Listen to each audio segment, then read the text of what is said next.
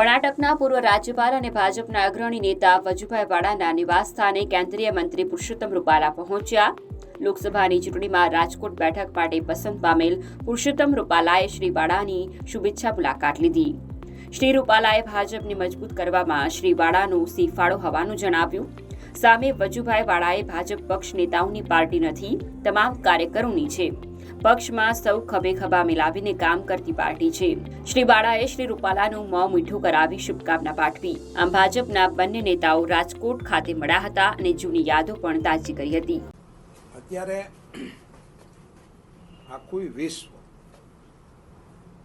મોદીજી તરફ નજર રાખે છે। મોદીજી અમારા પ્રધાનમંત્રી છે અને અત્યારે આ ચૂંટણીનો સમય છે એટલા માટેની આ વાત નથી। એમણે એ કક્ષા પ્રસ્થાપિત કરી છે અને દેશની કરી છે, ભારતની કરી છે। એ મોદી એરા યુગનો જે પ્રારંભ થયો એ પ્રારંભ કરવામાં રાજકોટની સીટ ઉપરથી વજુભાઈ વાળા સાહેબે રાજીનામું આપેલું અને રાજકોટ અમરેલી આપણે ગાંધીનગર સર્કિટ હાઉસમાં રાજકોટના કાર્યકર્તાઓને લઈ અને રાજીનામું આપવા માટે આવેલા એ ઘટનાનો હું સાક્ષી છું। એટલે કહી શકું કાર્યકર્તાઓ માટે ને નાગરિકો માટે ને દેશ માટે કે આ એરાનો પ્રારંભ કરવામાં પહેલ કરનારી વજુભાઈ વાળા છે। એટલે મેં એમની સાથે કાર્યકર્તા અને નેતાના નાતાનું મને ગૌરવ છે। ધન્યવાદ।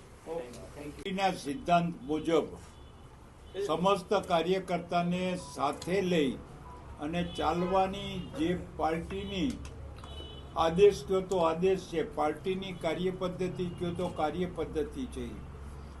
અમારા પાર્ટીની અંદર કોઈ પણ નેતા નથી, બધા કાર્યકર્તા છે અને જે કાર્યકર્તાને જે જવાબદારી સોંપે એ જવાબદારી એને નિભાવવાની છે।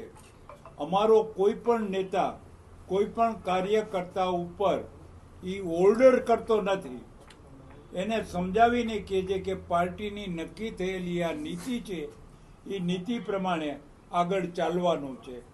આજ ભાતૃભાવથી એક લોહિયા થઈ અને જનસંઘે અને ભાજપે જે કામ કર્યું છે એનું પરિણામ આજે દેખાય છે।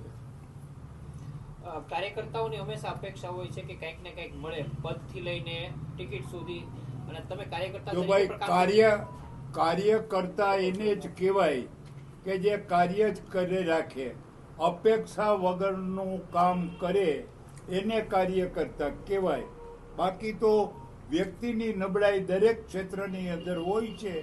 એ થોડો વખત હોય પછી ખબર પડે કે આ પાર્ટીની અંદર આવી કોઈ પદ્ધતિ નથી, પછી પણ એ પોતાની માગણી એ મુલતવી રાખે છે કે બંધ કરી દે છે।